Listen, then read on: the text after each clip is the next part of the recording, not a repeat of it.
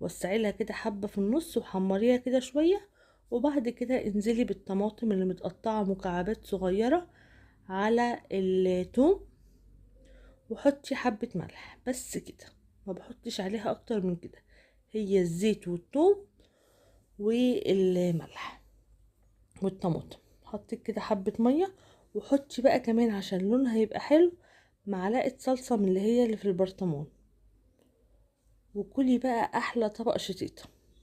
بجد الطبق دوت انا لو كلت منه كل يوم ما بزهقش منه، طعمه بيكون خطير. اعمليه كده جنب طبق ملوخية، تكوني عاملة ملوخية كده اعمليه جنبه بيكون فظيع.